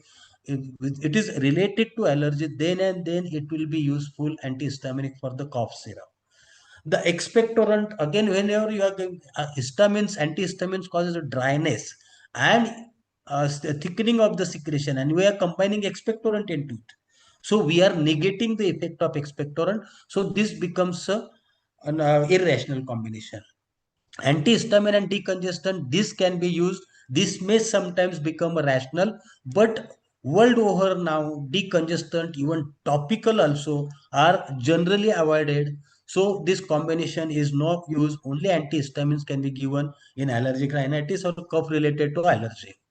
Antihistamine, antitussive, and decongestant. Again, here it is very dry irritating cough, more than 6 years old children or more than 2 years. This may sometimes become a rational combination. This is going to be the most irrational combination of antitussive and expectorant. So on one side you want to expectorate and other side you want to suppress. So these are the absolutely antitussive and expectorant. So different types of cough syrups which are present, some are having two expectorants, some are having two antitussives. Similarly, so increasing the problem. So this we have to identify, shorten the 2-3 products which you are going to use and try and use those and those only. This way you will be choosing a very reputed company, not to use lesser known companies, not to use whatever representative coming, and we are just favoring him or being a benevolent, we prescribe, and sometimes we may land into the soup. So that has to be avoided, and only 2-3 products has to be shortlisted, and those has to be used. So these are the different examples, and what is our role of CDSCO, and FDA has banned all this. Phenylephrine is going to be banned, and PPA already has been banned. So the data on Cochrane and all those things is that effectiveness of antitussive and combination is very less, and different trials and studies are there. Nowhere the combination, except one Delphi studies, 30 pediatricians and chest physicians have given sometimes some recommendations which are some difficult to palate also, which is from our Mumbai group, the Delphi, this thing. But I did not find too many substantiating, supporting this thing studies for propagating this combination. So I will like to stay away from all this cough syrup and combination. Try and use only single agent. So coming to the individual drugs and antitussives, codeine should not be mentioned, should not take time of this presentation. It is banned. Even beyond 12 years, it is not at all available, just for the misuse and substance abuse. So I don't want to go into detail of that. Other antitussives which are also banned, like full codeine, noscapine is available, but it is again opium alkaloid. It has got potent antitussive effect, but no analgesic effect. But it can cause similarly constipation and CNS depression and other side effects like codeine and full codeine. Butamirate is again a opioid and centrally acting on efferent pathways, and it has been not very tried in children, but some studies are there for use of butamirate also beyond the age of 4 years. Dextromethorphan, one important thing, government of India has banned this use below 6 years of age. So any cough syrup containing dextromethorphan should not be used below 6 years of use. The water, how does it act? It acts as centrally acting antitussive agent, but it does not have the substance abuse or habit formation. But some, it has been seen that it has been again used by some adolescents for as a substance abuse. Dose is 0.5 milligram per kg to 30 milligram. Adverse effects are again nausea, vomiting, gastrointestinal disturbances, and sometimes very high doses can cause delusion, hallucination, dizziness, and nystagmus. And for these reasons, people are using even 30 ml of dextromethorphan containing cough syrups. It has been various studies. It has been found that it is not better than a placebo in upper respiratory tract infection, infection causing cough or viral infection. There is no benefit on decreasing the cough severity. Some amount of episodes will be decreased. There is no improvement in the sleep quality, and abuse potential is there. It has to be not only avoided below 2 years, it has to be avoided as per the recent recommendation of government of India last year, which was there, or 2024. It should not be used below 6 years. So this is one molecule which is promising, which can be used about 2 years. And there are so many studies by double-blind studies, and in pediatric studies, randomized control pediatric studies are there, like from Zanassi and even by De Blasio, and they have in various parameters of cough. It has been very useful, like decreasing cough frequency, severity, and night awakenings. And how does it act? It acts by P3 receptor antagonism, and it is peripherally acting. And C fibers, it acts on the C fibers and A delta receptors, and inhibiting these sensory C fibers and reducing apparent impulses to cough center, and by decreasing the cough sensation and the cough. So it has got 85% efficacy in cough reduction. It is much better than dextromethorphan in various adult and pediatric age group. Even in observational studies, retrospective studies, randomized control studies, and single blinded studies, it has been, and many studies are there from 2 to 14 years of age, and even adults also.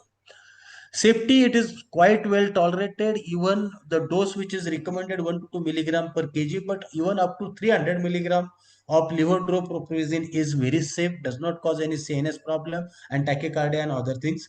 There is no significant adverse effects, and suitable for pediatric age group above 2 years. Again, do not try and use below the 2 years of age. Otherwise, it becomes a off-the-shelf use. Mucolytics, ambroxol and bromhexin. Ambroxol is a derivative of bromhexin. Initially, the ambroxol, the dose is again 0.5 to 1 milligram per kg. And this could be the one ingredient of cough syrup which can be used beyond 1 month of age. It has been, many studies are also there that it has been used beyond 1 month of age. Infants also, the ambroxol has been used. Bromhexin is very, very bitter drug. And probably that is the reason bromhexin has been taken away from many cough syrups. And it has to be avoided below 2 years of age. Indication is, these mucolytics are to be used only when there is a wet cough and thick secretions. But in pediatric age group, this condition is very rare unless until it is a bronchiectasis and cystic fibrosis. Again, in cystic fibrosis, the Donase alpha is more preferred than all these things. So indication is only in wet cough like the bronchiectasis and other things where it can be used. It has got good safety profile in pediatrics and can be used with bronchopulmonary disorder causing the moist cough and secretions. Again, I have said that guaifenesin, which increases the water content in the secretion, and this mucus production is also increased, so it helps in easier clearance. It is useful again in wet and productive cough. The dose is 5 to 10 milligram per kg per dose, can be given 3 to 4 times a day. It is not very extensively studied, but can be used beyond 2 years of age, preferably beyond 3 years of age, but we can use it beyond 2 years of age, and do not mix it with the antitussives. Antihistaminic, we have already said that it is to be only used whenever there is a allergic element of this thing, upper airway and nasal discharge and all these things, then only the antihistaminic will be useful in a cough syrup. So what are the different age-wise recommendation for antitussive? Below 2 years, no cough syrups. Only if you are going to use, then you know that there is a thick secretion, wet cough, then ambroxol can be used. 2 to 4 years, very few drugs. Levodopa as an antitussive and guaifenesin as an expectorant. 4 to 6 years, dextromethorphan I have written here, but I have gone after preparing this slides that it has been banned by Government of India below 6 years of age. It should not be used. 6 to 12 years, again, if it is the distressing cough is there, again, levodopa is the recommended. But if it is not, then you may try dextromethorphan. But in many studies, the LDPA levodopa scores were dextromethorphan, and probably dextromethorphan will not have any role in antitussive treatment or as an antitussive. More than 12 years, again, same levocloparastin or levodopa has to be used. So it has already been told by Dr. Indu, and this age etiology specific management is important even in acute cough, because if you are suspecting it is a bronchospasm, naturally no cough syrup is going to be useful, but the bronchodilator, and that too inhale therapy, unless until in first 3 episodes before you diagnose it as asthma, there and there only for first 3 times you may use oral bronchodilator. There also probably this respiratory specialist, because mine is not an original work, it is a good review of literature. So these people will add into that whether MART therapy even from episode 2 or 3 is going to be useful or like that. Cough reflex and inhaled bronchodilator, we have said that it is where it could be used, and we have covered when the guaifenesin, that expectorant or mucolytics or ambroxol is useful. Now, there are 2-3 things are there like steam inhalation, nasal saline, and honey. And probably so many questions will come on that. So before spending time, I will just like to just touch upon this. Normal saline, nasal instillation does help. Nasal saline wash does help in allergic rhinitis and allergic related cough. Otherwise, there is no role. The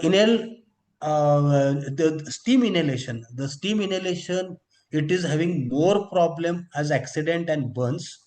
But Dr. Jagdish Chinappa had once told somewhere that You in a bathroom create a steam, like this thing steam bath which is there, and in those 5-10 minutes, so there is no question of somebody getting injury or burns. So this way steam inhalation rather than a steamer which is giving the steam inhalation and causing the scalds or like that. And honey, there are so contradictory these things are there now. Absolute no below 1 year because of risk of botulinism. There are different types of honey, buckwheat honey and nectar and all those things. It is a dark thick honey which is useful. How does it help? It soothes, it is a demulcent the posterior pharyngeal wall and the receptors, and the cough is taken care of. And IAP has stand in their treatment standard treatment guidelines has that it improves cough frequency, decreases cough frequency and severity in pediatric outpatient treated with nocturnal cough compared to placebo. And peripheral antitussive levodopa improved elimination of compared to the other things. And when it is we are going to nothing to use below 2 years, between 1 to 2 year, then you can use honey.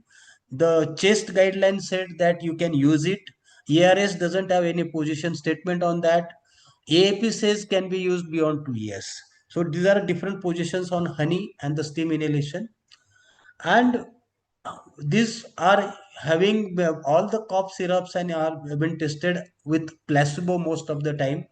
And what they have found that the 60 to 85% response rate is to the placebo, and that it is a physiological effect. And meanwhile, if you wait for a week or two, the recovery time, which is like a natural history of disease, takes time. So you do not need a cough syrup, and placebo may have a good effect also, as it is a natural recovery is there. So in reality, what is more important is a parental assurance is more effective than using the drugs. And we have to avoid that combination of antitussives and different cough medicine. Better to use a single drug. We have already covered this. What are the safety concerns? We will not go into details of that. And when to avoid cough syrups, that also we have already seen that below 2 years we should be avoiding it. When we know the cause, when we know that it is a viral cough, as long as in first week don't try and give any cough syrups or antitussive, at least for first 1 week, then you can review the child. You may get some pointers, you may identify red flags, you may suspect something more sinister and evaluate. And then don't just suppress that cough. And antitussive very rarely in dry cough, unproductive cough persisting more than 1 week despite supportive care, and we do not suspect any red flag which is there. And most important is a post-infectious cough, post-viral infectious cough. And here again, antitussive beyond 2 years, levodopa helps us. So what is effective and what is most effective is the parental counseling. We have to tell them that the natural history, most of the time in 7 to 10 days, all this cough disappear. Meanwhile, while reassuring them, we have to explain them what is the red flags. We have to tell them the expectation, it will be a gradual improvement. And if there is a worsening and duration is more than 2 weeks, then they have to come back and explain them the red flags also. And different, we have already these so many medicines are there, like menthol, vapor of humidity, elevation, hydration. So it becomes many times anybody's guess. Very few trials are there, we cannot emphatically recommend on them. Only for the honey there are so many trials. And the most important bottom line in case of use of honey is that do not use it below 1 year. So these are different dosages of, very rarely we find the water dosages of levodopa is 1 to 2 milligram per kg. Dextromethorphan and ambroxol is same 0.5 milligram per kg. Guaifenesin is 5 to 10 milligram per kg. Bromhexine we do not use, and honey is 5 to 15 ml. And single dose it is to be used. A buckwheat honey or a thick honey which is useful. And what does the IAP and other societies just has to say that avoid over-the-counter antitussives below 6 years of age. Levodopa is very promising and so many studies are there. there is a best evidence, and it has been found to be 85% effective as an antitussive in dry cough and post-infectious cough. And even in a bronchospasm also, they have said after inhaled corticosteroid, if it is broncho, it can help. 2-3 studies are there. Avoid fixed dose combination. Only single ingredient has to be used. Most important is educate the parents about the natural history, red flags, and supportive measures. And most important, as Indu has said, that identify, and if it is there, treat that underlying cause. That will be the best thing. So my statement or what I promote is cough syrup is mostly hype and very rarely it is help. Thank you for your patient listening. Thank you, Ramakant Patil sir, for your evidence-based and practical approach to antitussive therapy in kids. Now I request Dr. Pramod Jog sir for your expert remark. First, we will take remark for Hindu madam's topic, diagnostic and evaluation, and then we'll take a remark for Dr. Patil sir's topic, cough syrup. Sure. I will just tell you as to what I think. After this entire discussion by all the three, I think that every listener is going to get another degree tomorrow, and that is EMCC, that is expert in the management of challenging coughs. Okay, I think everybody is going to be an expert from tomorrow onwards. And no, why I'm saying so, because many of our colleagues, for them, cough, as soon as the child enters, they, in fact, instruct the receptionist. I have seen the pediatricians at some places. They just say, "Aa gaya na, usko ABC de do." I was just sitting and I did not know what is this ABC. Then I asked him, he said, "Arey Pramod, it is antibiotics, bronchodilators, and corticosteroids. Yes, sub cough ka ek hi formula." So that ABC, habit actually probably would definitely disappear after today's discussion.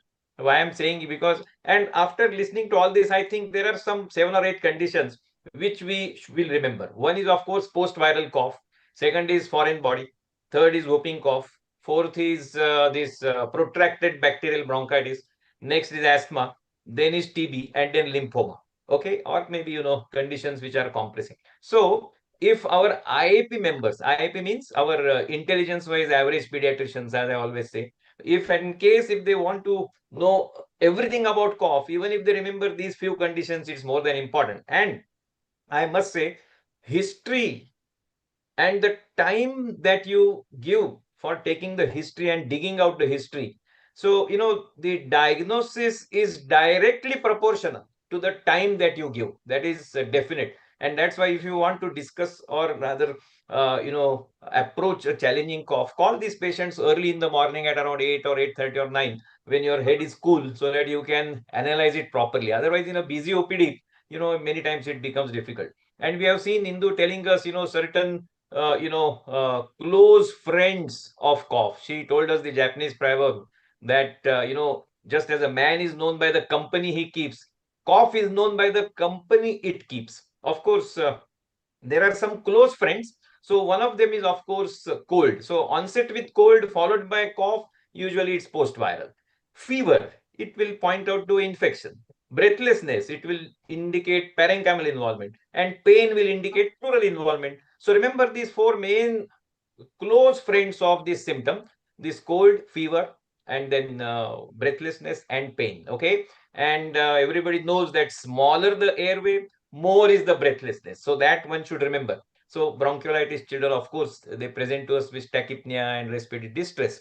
And of course, the examination of this child is also important. And for that, I always say that the upper airway ENT exam is important. I remember, once telling some of my colleagues, entrance to the respiratory system is ENT. What is ENT? Ear, nose, and throat. That is the entrance. So we all are aware that whenever a child is brought with uncontrolled asthma, all those who are into the field of pulmonology, they know that 80% of asthmatics who are uncontrolled, they have associated allergic rhinitis, which is never diagnosed and never treated. So those comorbids are all related to the upper airway, the adenoids, the rhinosinusitis, sometimes otitis media. So that is very, very important.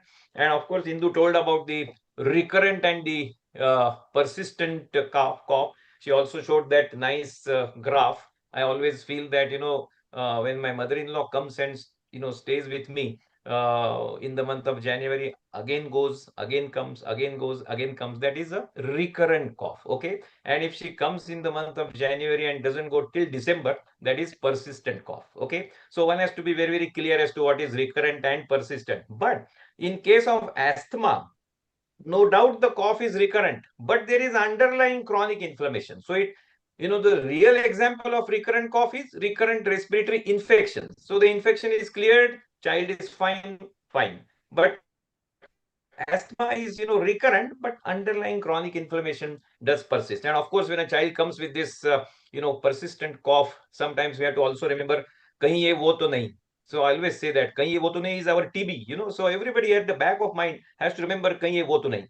And the most important thing, Indu told us that, when a child comes with challenging cough and when it looks like TB but doesn't behave like TB, then think of lymphoma. Am I right, Indu? Yeah, so I think that is something one must remember. It looks like TB. Sala chronic cough ke liye aa raha hai, chronic cough, but it doesn't behave like TB. Okay, and of course she has told us about bronchoscopy and CT and that high speed video microscopy and the lung function tests and phenno and genetics and microbiology. So for all that we are going to refer patients to you, Indu, because otherwise we want to snatch the practice from you. Sorry for that, but then we will be referring those patients to you.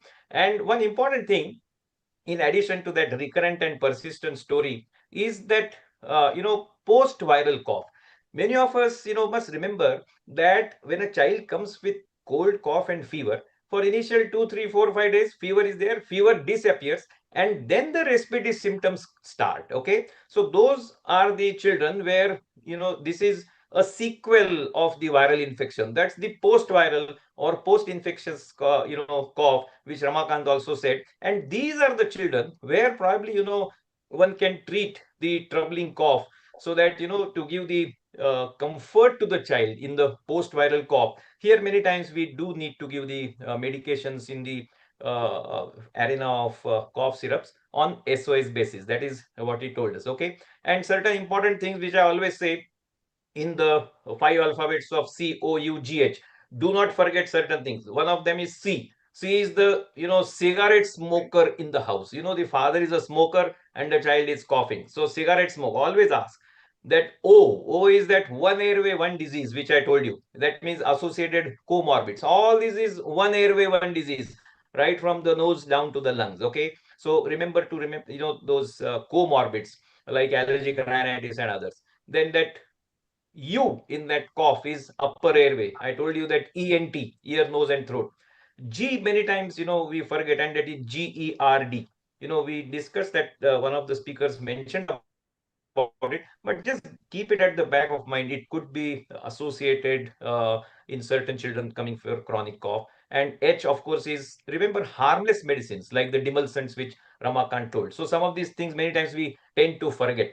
I always tell, my receptionist to maintain a diary and request the parents also to, keep a diary. And in that diary, maintain also the growth chart. Growth chart was not highlighted today, but when a child comes for challenging cough, it's always better that, the parents understand, the child is getting repeated complaints, repeated symptoms, but the growth is normal. So they can be very well told that don't worry, this is absolutely normal. And also remember that you have to involve the super specialists, pulmonologists, and send the patients to them, but also tell the parents that again you have to come back to me. Otherwise, the respirologist will take away the patients from you. That should not happen. Why you should tell it to the parents? That they should know that I am the one to monitor in future. Okay, pulmonologist will give the diagnosis, but again, come back to me. I'm sure Jayant and Indu will refer the patients back to our generalist pediatricians. Okay. Anyway, there is another important point is about the counseling, which has not been covered. So particularly the IT sector parents who come to us. IT in Pune is, information technology. It also means inquisitive and troublesome. They all of them will come with a laptop with Bermuda or 3/4 pant, and as soon as they come, my receptionist says, "Sala Bermuda aa gaya." So these Bermuda patients, They will record the cough on the mobile phone. Once one patient, he called on my landline and he made me put my ear and made me listen to the cough of the child. So these people do anything, doesn't matter. So they are the ones who have to be told. So tell them that during COVID, children have not developed any immunity against these viruses. So now these viral infections are seen. 8 to 10 viral infections in a year are normal. Cough and cold are members of your family. If you have 2 children, remember you have 3 children. The third child is cold and cough. It will grow with the child, provided the growth chart is normal. And always keep the photograph of Sai Baba in the living room, or rather the waiting room, saying Shraddha or Saburi. Okay. So in the waiting room, Sai Baba, so that tell this is the ideal god for viral infections. Okay. And whenever they call for a telephonic consult, remember, only advice to be given on telephone is water. Okay. For high fever, tepid sponging with water. For diarrhea, it is, salt, sugar solution with water. And for cough, it is warm water with honey. So no other medication on telephone. Remember that. Okay. So my dear friends, remember that you have to give time and not the prescription. Cough is one symptom which is very important. And I am glad that Ramakan gave such a detailed information. He told us that mostly these syrups are given for relieving the parental anxiety, and that's why parental assurance is important. Okay, and that's why you have to give them as SOS basis. I am so glad that he gave all the details of antitussives, expectorants, mucolytics, antihistaminic decongestant combinations, irrational drug combinations, demulcents, and the cough syrup contains. He also told detailed about dextromethorphan, levotropizin, and those mucolytics like ambroxol and antitussives, honey and placebo. And what I can remember is that do not give cocktail of cough syrups. That is very important. If possible, try to use single drug preparations and play medico-legally safe at the background of what has happened recently. And as I said, strike a balance. It's always a balance. You have to treat the troubling cough, no doubt about it. Treat the troubling cough, and you have to comfort the child at some time or the other, because parents are quite anxious. And mainly, as I said, in a post-viral cough, you are absolutely safe if you treat the child and give some suppressants on SOS basis. So I thank all the listeners for having this virtual coffee with Pramod. Of course, coffee is COUGHEE, coffee, because it's related to cough. And I hand over the proceedings to Dr. Sagar. Thank you. Thank you, Pramod Jog sir, for your expert opinion. Now we will take question and answer from chat box. There is a question for Indu madam from Dr. Sonali. The question was case number 2 and case number 3 had a similar presentation, suggestion of lymphadenopathy. How to decide whether to go for BAL or CT guided biopsy? Yeah. So there are multiple here. Of course, first of all, history is very important. Okay, whether there is history of Cox contact or not. So that is something which is very important. Unfortunately, in both these kids, there was no Cox contact history. But in a regular case, I would put that. Then, if there are a lot of constitutional symptoms like fever, night sweats, and weight loss, they are much more severe in a lymphoma when compared to tuberculosis. Okay, so that also will help you differentiate. Then the kind of lesion that was seen in the CT was, if you saw, there were very cystic lesions, which was looking a little atypical. Okay, so again, that went in favor case something beyond tuberculosis, probably. Okay, then of course you have to see response to medications, like here antibiotics, but here both of course respond. Then if it is non-TB, non-lymphoma, then you will have some response to antibiotics. Then if you have a pulmonary lesion which is kind of connected to the airways, then doing a bronchoalveolar lavage, the yield is likely to be better. Okay, but if it's just only lymph nodes, sometimes you don't have any pulmonary tissue and you have only lymph nodes, then probably a CT guided or an EBUS, using EBUS doing lymph node biopsy may be better. So I think you have to weigh the pros and cons and then see and then take it forward. But what I'm trying to emphasize is the microbiological diagnosis should be attended. EBUS can be done in only slightly older children.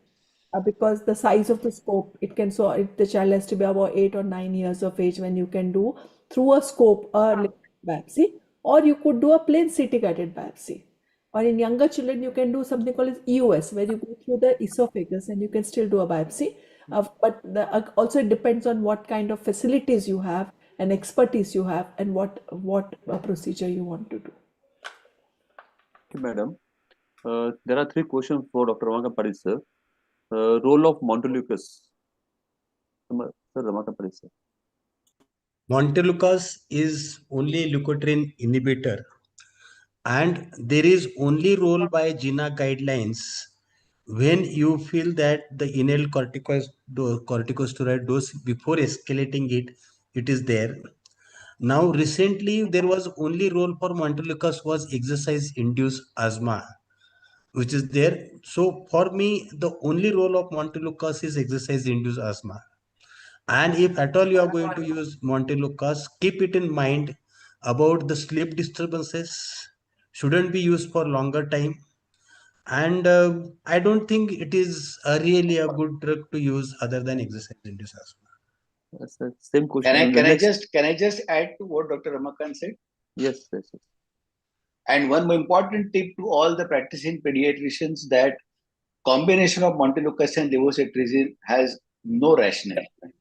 So please don't use that combination. It is an irrational combination. If at all you have to use Montelukast, use it individually, and levocetirizine can be used individually. Never use it in a combination. Thank you. Here, I don't want to open the Pandora's box, but Indu and Jayant will add into that. But many allergologists, they recommend the combination, particularly for allergic rhinitis. Yeah. But I don't want to open the Pandora's box on that. So Yeah. I would use Montelukast even for adenoidal hypertrophy. That's another indication that I would There use. is Though the combination is completely rational, and even the combination that you have, the dose is also does not Correct. It is not matching. matching. But there's only one time I would use an irrational combination like this is suppose a child has an adenoidal hypertrophy and has got a lot of rhinorrhea. Maybe for a week I would use it, and then I would either switch to cetirizine alone or maybe Montelukast alone if the child requires. I would definitely put kind of a the red box warning on Montelukast on depression, anxiety, irritability. Having said that, in clinical practice, we don't see it very often. I can remember 3 children who have had problems with Montelukast, and recently there was a large multicentric study which looked at around 35,000 children on Montelukast and without Montelukast, and they really did not find too much of adverse effects. I'm not propagating Montelukast. It is a drug which has got limited role, and we must not use it for asthma for sure. It is inferior, but a clear indication, as Dr. Ramakant mentioned, and for adenoidal hypertrophy, they're the only 2 places I would use it. Though, I'm just wanting to put the whole thing in perspective. Yeah, it's Thank just you, madam. 10:45. We are running out of time. Okay. So we Yeah. get some questions, yes or no. Any role of levosalbutamol syrups? Jen sir, yes or no? Levosalbutamol syrup? Levosalbutamol syrups. I think now with the GINA guidelines giving very clear recommendation, we all know that when we have understood that the inhalational route is the best route for any child who has got a wheezy cough, the role of oral bronchodilators or oral short-acting beta-2 agonists have a very, very limited role. Only in a situation, perhaps it's a child who is coming for the first time with transient wheezy symptoms and a child who is coming at the backdrop of a viral infection. I would like to see, and if the child is, of course, not, the parents are not accepting the inhaler therapy in the first instance. For the first occasion, I would probably try an oral anti or a bronchodilator. But generally, on a long-term basis, once you are convinced the child has come with a recurrent wheezy symptoms, inhalation route is the most preferred route for this. Oh, yeah, always inhalation, less of oral.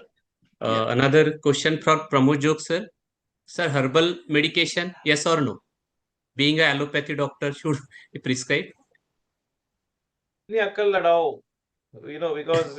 it is very important, to understand. Ramakant has given some information about honey. Honey is also, like not directly herbal, but then preferably Ayurvedic medicines which come under the herbal category.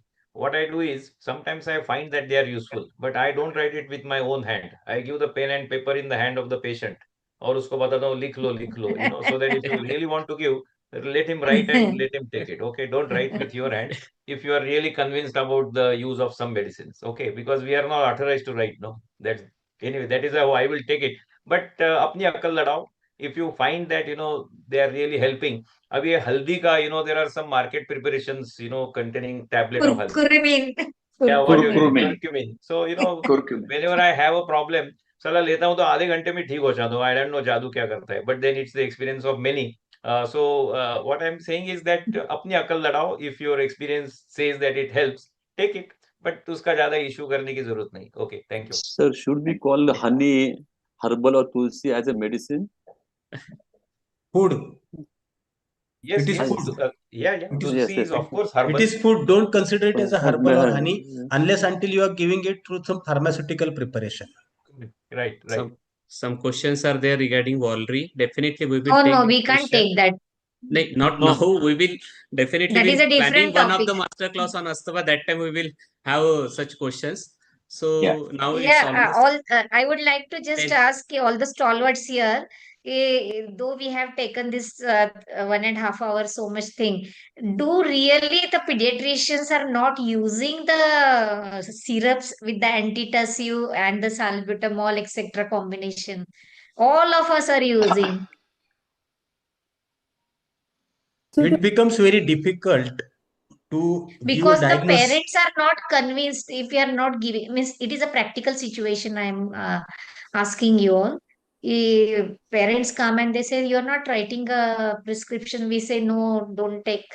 So they must think, they must be thinking that we are not good doctors. No, it is only just a perception of the parents. No, I have Dr. got a Reno, as contrarian Dr. view. I have got a Sorry. contrarian view.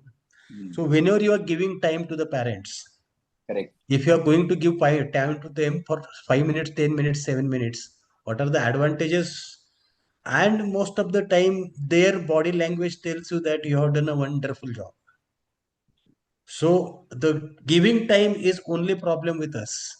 But if you are giving Right. time to them, most of the time our issue and our dilemma is being taken care of. As Jayant has said that in first 2-3 visits of his child, it becomes very difficult to recommend directly inhalational therapy. I won't Yes. like to give nebulizing therapy at home. So in those cases, at least initially to confirm, because I'm not going to advise spirometry and all oscillometry to each and every child.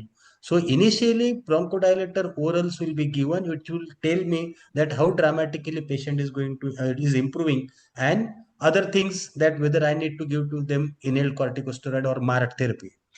Secondly, that antitussives and this is, if you dig into proper history, you come to know whether it is a post-nasal drip, whether it is a sinusitis, whether it is a post-infectious cough. And if you just sit back, give time to parents to talk, and meanwhile you have got your diagnosis and you are going to come to one drug which you are going to prescribe. And most of the time it that, but still it is difficult. I do 100% agree with you. That means Right, sir. counseling We are always Thank playing you practicing a all by key role. masters. counseling. Yes. By counseling, Thanks all as sir said, masters. Pramod Jog said. Yeah. Yes. Yes, sir. Sanju Joshi said yes. I think people must be wondering why cough is such a common thing, and that too to the masters like Indu, Jayanta, and Ramakant. But common things are really common in the practice, and it is better always to learn, unlearn, and relearn about the common things rather than chasing for the rarer thing. I think Sachin, moderator, it is high time now. Let Yes. our Yes. masters also. Hey, I am assuring that what maybe the questions are there, still you put on my WhatsApp. I will clear it all from our gurus. Yes, yes. Yeah, now it's time to vote of thanks. So first of all, I extend my heartfelt thanks from behalf of MahaIP to all our respected speaker, Dr. Pramod Joshi sir, Dr. Jain Joshi sir, Dr. Indu Khosla ma'am, Dr. Ramakant sir. Really, the discussion was lively and all enrich us. Now, my sincere thanks to all participants. It's 11:10:45, but still 49, almost 50 people are there. So, thank you Then I thanks respected Joshi sir, Dr. Renu ma'am, and all OB and EBs of Maharashtra IP. So once again, thank you all for the patience listening everything, and thank you and good night. Thank you. Yeah, good Good night. night. Thank Thank you. you very Good much. night. Good Thank night. you. Jokes sir, good night. Good night. Thank Thank you. you. Good night. Yes, sir. Good Hindu Thank you. ma'am, Thank you, Jai Rama. Ram.